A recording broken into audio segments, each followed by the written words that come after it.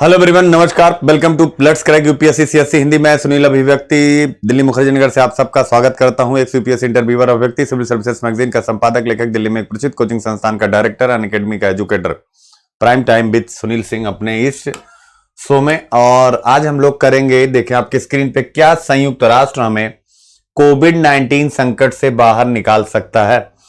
ठीक है, बहुत संक्षेप में, क्या संयुक्त राष्ट्र हमें कोविड-19 से बाहर निकाल सकता है, यानी हम इस विपदा के समय, जिसे यूनाइटेड नेशन ही विश्व युद्ध के बाद की सबसे बड़ी विपदा कह चुका है, क्या वह प्रासंगिक है इस समस्या से पूरे विश्व को, पूरी मानवता को, पूरे समाज को निकालने में। आइए एक स्पीडी लुक इस पे लेते हैं। उसके पहले अनअकैडमी के सब्सक्रिप्शन के साथ आप हमारे साथ जुड़ना चाहते हैं ऑनलाइन कोचिंग के लिए, तो इंडिया के लार्जेस्ट लर्निंग प्लेटफॉर्म पे आप सबका मैं स्वागत करता हूं। और आप देखें 24 महीने, यानी अगर आप 2 वर्ष तक के लिए हमारे प्लेटफॉर्म पे जुड़ना चाहते हैं, फीस देखिए, आप कंपेयर करिए, 24 मंथ ओनली 43,200, बट ये आपको मिलेगा एसके लाइव कोड, यानी मेरे कोड के साथ। जो बच्चे मुझे फॉलो कर रहे हैं एसके लाइव कोड के साथ, उन्हें आना है।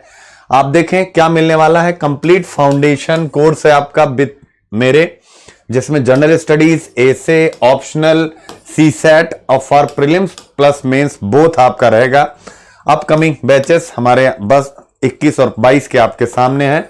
एसके लाइव कोड के साथ आप मेरे साथ जुड़ सकते हैं। एडमिशन के लिए आप इस नंबर पर कॉल कर सकते हैं। बस याद रखें कि आप कोड एसके लाइव ही इस्तेमाल करेंगे। चलिए स्टार्ट करें। क्या संयुक्त राष्ट्र हमें कोविड-19 संकट से बाहर निकाल सकता है? ये सोर्स क्या है, यानी इस कंटेंट का सोर्स क्या है? The human can not lead us out of this crisis. सीधा सीधा द हिंदू बिजनेस लाइन में है, यहां से रेफरेंस लिया गया। ये आज का है, यानी आज का अखबार है, ये वहां से लिया गया। मैंने कहा था कभी यहां से लेता हूं, कभी न्यूयॉर्क टाइम से, कहीं ना कहीं से। तो ये है, the human can not lead us out of this crisis. जो भी स्टूडेंट फर्स्ट टाइम इसको देखेंगे, तो इसमें जो इंडिया के वर्ल्ड के लीडिंग न्यूज पेपर्स होते हैं, उसमें जो अच्छे आर्टिकल्स, एक मैं कंप्लीटली उसको यहां पर आपको कराता हूं। The human can not lead us out of this crisis business line, यानी कि ह्यूमन के ऊपर एक क्वेश्चन उठाया गया है। तो आप देख सकते हैं ह्यूमन के संयुक्त राष्ट्र और इसकी जिम्मेदारी क्या है, संयुक्त राष्ट्र और इसकी जिम्मेदारियां क्या है। तो आप देख सकते हैं, सबसे पहले हम किसी का भी मूल्यांकन करें, वो उठा सकता है कि नहीं, सबसे पहले हमें उस संगठन का बेसिक कैरेक्टर पता होना चाहिए कि एक्चुअल में वो करता क्या है। तो आप देख सकते हैं संयुक्त राष्ट्र क्या है।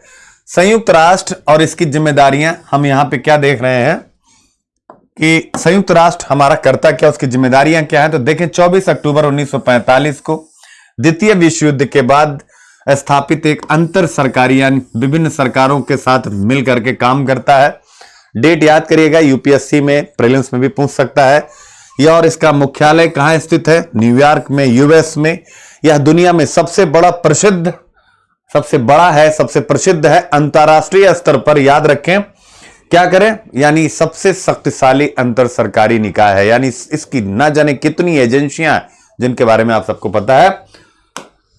यूएन चार्टर के अनुसार संयुक्त राष्ट्र का उद्देश्य आपके सामने, शांति और सुरक्षा बनाए रखना, यह इसका प्राथमिक उद्देश्य है। इसके साथ साथ यूएन निम्नलिखित अन्य चीजों के लिए काम करता है। किसके लिए? अंतरराष्ट्रीय आर्थिक, सामाजिक, सांस्कृतिक और मानवीय समस्याओं को हल करने के लिए विश्वव्यापी सहयोग। अब यहीं से मूल्यांकन स्टार्ट हो जाएगा कि अंतरराष्ट्रीय आर्थिक, सामाजिक, सांस्कृतिक और मानवीय समस्याओं को हल करने के लिए एक विश्वव्यापी सहयोग स्थापित करता है। तो क्या कर पा रहा है? सामाजिक प्रगति और जीवन के बेहतर मानक को बढ़ावा देना, दूसरा। तीसरा, मानवाधिकारों का सम्मान करना और उन्हें बढ़ावा देना। और चौथा, एक ऐसे केंद्र के रूप में सेवा करना जहां देश अपने कार्यों और गतिविधियों का समन्वय कर सकते हैं। तो आप देख सकते हैं ये इनका उद्देश्य है, ये उसके दायित्व हैं।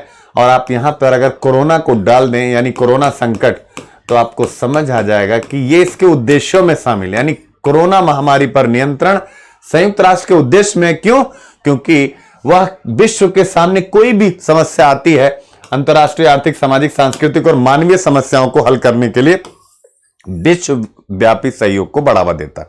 आइए चेक करते हैं क्या वो ऐसा कर रहा है या कर पा रहा है। संयुक्त राष्ट्र द्वारा ये कैसे पता चलेगा वो कर पा रहा है कि नहीं कर पा रहा है? तो संयुक्त राष्ट्र द्वारा कोविड-19 के लिए उठाए गए कदम क्या क्या उठाया गया है। तो सबसे पहले संयुक्त राष्ट्र के महासचिव एंटोनियो गुटरेस ने क्या कहा है, वायरस को नियंत्रित करने के लिए एकीकृत वैश्विक प्रतिक्रिया, क्या एकीकृत वैश्विक प्रतिक्रिया के लिए अनुरोध किया। यानी ये अनुरोध करने वाली संस्था कहीं से भी किसी के ऊपर भी इसका जरा सा नियंत्रण नहीं, अंकुश नहीं है। जो भी बड़ी कंट्रीज हैं, रिच कंट्रीज हैं, जिनके ऊपर कहीं ना कहीं ये डिपेंड करता है आर्थिक रूप से, तो क्या कर रहा है, अनुरोध किया। उन्होंने दूसरी चीज क्या कही, सभी सशस्त्र संघर्ष को रोकने का भी आह्वान किया। यानी जहां जहां भी इस समय विश्व में सशस्त्र संघर्ष चल रहे हैं, अफ्रीकन कंट्रीज में या यूएस का कहीं हस्तक्षेप होता है, तो कहा क्या, रोकने का भी आह्वान किया, ताकि राष्ट्र संकट पर ध्यान केंद्रित कर सकें। किस संकट पर, पैंडेमिक के। तो ये दो चीजें आपके सामने निकल करके आती हैं। 1 मार्च 2020 को संयुक्त राष्ट्र ने कोविड-19 के प्रसार में कमजोर देशों की लड़ाई में, यानी जो वीकर कंट्रीज हैं, की लड़ाई में मदद करने के लिए केंद्रीय आपातकालीन प्रतिक्रिया कोष CERF, ये यूएन का कोष है, क्या है, केंद्रीय आपातकालीन प्रतिक्रिया कोष CERF से $15 मिलियन जारी किए, पर ये बहुत देर से आए। देखिए पहली चीज क्या है, बहुत देर से आए और बहुत कम राशि है, दोनों इसके साथ जुड़ी हुई है। बहुत देर से आया और बहुत कम है। 23 मार्च 2020 को महासचिव ने दुनिया के सभी कोनों में तत्काल वैश्विक युद्ध विराम का आह्वान किया। अब यहां पर इसके ऊपर यहीं से विश्लेषक प्रश्न उठाते हैं कि यह देरी आखिर उसने क्यों की, क्यों इतना विलंब लिया। यानी जब महामारी विकराल रूप धारण कर चुकी थी, फिर एक्शन में आ रहे हो, तो स्वाभाविक है आप संयुक्त राष्ट्र यानी क्या है, वैश्विक निगरानी संस्था, अपनी तमाम संस्थाओं के माध्यम से विश्व के सभी मुद्दों पर यह वॉच डॉग की भूमिका निभाता है। इसका मतलब वॉच डॉग हमारा कमजोर पड़ा, और फिर समस्या आने के बाद जो प्रतिक्रिया की, वो प्रतिक्रिया विलंबित थी, काफी उसमें विलंब लगा। तो ये उसकी अप्रासंगिकता के लिए इशू। फिर इसके बाद क्या है, आप देख सकते हैं, विफलता और अविश्वास। खुद ही कह रहा है कि संयुक्त राष्ट्र ने द्वितीय विश्व युद्ध के बाद कोरोना वायरस महामारी को सबसे चुनौतीपूर्ण संकट कहा है। यानी कह रहा है कि सबसे, सेकेंड वर्ल्ड वार के बाद। लेकिन जरा याद करिए, जितना एक्टिव उसके बाद था सेकेंड वर्ल्ड वार के, क्या अभी एक्टिव कहीं दिखाई दे रहा? आप लोग अखबार से लेके समाचार कुछ भी याद करिए। अब देखिए, यह है सबसे चुनौतीपूर्ण, लेकिन सुरक्षा परिषद, जो इसकी सबसे ताकतवर शाखा यूनाइटेड नेशन सिक्योरिटी काउंसिल, वो इस पर अभी तक चुप है। महामारी के मूल में इसके 5 अस्थायी सदस्यों में से 2 चीन और अमेरिका के बीच अभी भी एक कड़वाहट का माहौल चल रहा है। और उस कड़वाहट का माहौल आपके सामने क्या है, यहां पे आप देख सकते हैं कि चाइना के ऊपर यह आरोप लगा कि China low level nuclear test करने जा रहा है। यूएस ने क्लेम किया, अभी ये 2-3 दिन पहले की बात है, यूएस ने क्लेम किया कि China low level nuclear test करने जा रहा है और जीरो इल्ड जो स्टैंडर्ड्स हैं सीटीबीटी संधि के, उसका उल्लंघन कर रहा है। जीरो इल्ड यानी कि जो स्टैंडर्ड बनाए गए थे सीटीबीटी में, उसका उल्लंघन कर रहा है। और अभी 2 दिन पहले यूएस की जो फोर्स है उसने एलिफेंट वॉक किया। कौन सी? एयरफोर्स ने। ये क्या दिखा रहा है? एक तरफ महामारी और ये एलिफेंट वॉक यूएस ने क्यों किया? स्वाभाविक है, show of force in Guam as China increase presence in the Pacific. तो आप देख सकते हैं ये क्या हो रहा है, यानी कि कहीं ना कहीं सिक्योरिटी काउंसिल के 2 सबसे ताकतवर और मजबूत राष्ट्र क्या कर रहे हैं, आपस में प्रतिस्पर्धा कर रहे हैं। यूनाइटेड नेशन कहां है?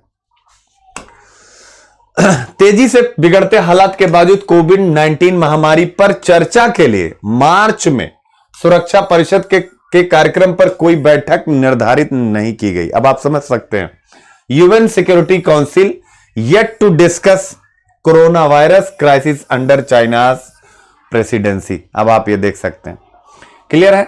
फिर इसके बाद क्या है, संयुक्त राष्ट्र की विश्वसनीयता खतरे में क्यों? संस्था ने अपनी स्वतंत्रता को धन के प्रभाव, जो डोनर्स होते हैं, कारपोरेट्स और परोपकारी लोगों के लिए बलिदान कर दिया।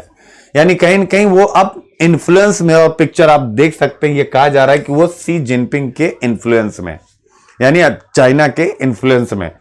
चीन ने अपने वीटो का उपयोग करते हुए मार्च में यूनाइटेड नेशन सिक्योरिटी काउंसिल में कोविड-19 स्थिति पर किसी भी चर्चा को अवरुद्ध कर दिया था। इसका मतलब चीन गलत कर रहा है, उसके बाद भी रोका नहीं जा रहा है, जब वह संयुक्त राष्ट्र में सबसे शक्तिशाली निकाय का चेयरपर्सन भी था उस समय। जब इसने रोका कि आप बहस नहीं कर सकते, यानी वीटो गलत चीज के लिए, जिसको यूनाइटेड नेशन विश्व की सबसे बड़ी बाधा कह रहा है, यानी विश्व युद्ध के बाद मानवता के समय सबसे बड़ा संकट कह रहा है, और उसी पर चर्चा को चीन वीटो लगा देता है, तो ये किसकी मिस्टेक है? यानी यूएन कहां है? मुझे तो अदृश्य दिखाई दे रहा, आप लोग बताएंगे। भारत संयुक्त राष्ट्र पर निर्भर नहीं हो सकता। इस पृष्ठभूमि में स्वाभाविक है उसकी विफलता दिखाई दे रही है। भारत संयुक्त राष्ट्र पर निर्भर नहीं रह सकता। क्यों नहीं रह सकता? एक दो उदाहरण। फरवरी में महासचिव इनके एंटोनियो गुटेरेस पाकिस्तान आए और उन्होंने कश्मीर में खूब बातचीत करी। मीडिया में भी उन्होंने कहा कश्मीर में, यानी कश्मीर में ह्यूमन राइट्स और कई इश्यूज उठाए कि जम्मू कश्मीर के विलय के बाद क्या क्या हो रहा है, ठीक है ना। बट जो नोवेल कोरोना वायरस है उसके प्रसार को रोकने में चीनी भूमिका या विफलता के प्रश्न मीडिया वालों ने पूछे, पर उन्होंने कोई एक आंसर नहीं दिया। तो आप समझ सकते हैं भारत ने जो संविधान सम्मत काम किया, यानी अगर जम्मू कश्मीर राज्य का पुनर्गठन किया गया तो उसके लिए संविधान की प्रक्रिया का अनुपालन जो संविधान में था उसके अनुकूल किया गया और उस पर प्रश्न उठाया गया। परंतु चीन ने जिस प्रकार से विफलता इस मामले में दिखाई है और जिस प्रकार से पूरे विश्व को अंधेरे में रखा, उस पर एक शब्द नहीं बोला। आप समझ सकते हैं क्या भारत इस पर निर्भर रह सकता है? क्या हम इसे प्रासंगिक मान सकते हैं? और देखिएगा, वीटो शक्ति इस्तेमाल कर रहा है कोविड के अगेंस्ट की उस पर चर्चा ना हो। बरसों तक चीन ने पाकिस्तान के कुछ आतंकी समूहों पर, अजहर मसूद का नाम याद करिए, पर कानूनी कार्रवाई की अनुमति नहीं दी और बार बार वीटो करता रहा अजहर मसूद को अंतर्राष्ट्रीय आतंकी मानने पर। लेकिन कोरोना वायरस महामारी के मामले में और उसके बाद क्या कर दिया? चर्चा भी अवरुद्ध कर दी, यानी हर चीज अवरुद्ध कर रहा है। क्या, अब आपसे प्रश्न है, क्या संयुक्त राष्ट्र बहुत नरम या चीन से डरा हुआ दिखाई देता है? यदि नहीं भी तो रीजन बताइए, हां भी तो रीजन बताइए। ठीक है, अब यहां से आते हैं आज का अपना क्वेश्चन। क्या आपको लगता है, यानी इस डिस्कशन के बाद क्या आपको लगता है कि यूनाइटेड नेशन और WHO जैसी अंतरराष्ट्रीय संस्थाएं आज पेपर टाइगर्स में बदल गई? जरा याद रखिएगा, पेपर टाइगर्स। क्या आपको क्या लगता है कि एक जिम्मेदार संगठन के रूप में कोविड-19 को रोकने के लिए उन्हें क्या करना चाहिए? बहुत अच्छा क्वेश्चन है, इस पर आप लीव कमेंट याद रखें। यानी यूएन और WHO जैसी अंतरराष्ट्रीय संस्थाएं आज पेपर टाइगर्स हिंट कर देता हूं, यानी केवल कागज में मजबूत संस्था, व्यवहारिकता में नहीं। That's called paper tigers. लिखिएगा, अच्छा क्वेश्चन है। और इसी क्वेश्चन के साथ अपनी बात समाप्त करता हूं। मिलते हैं कल फिर प्राइम टाइम में, तब तक के लिए जय हिंद, लेट्स क्रैक इट।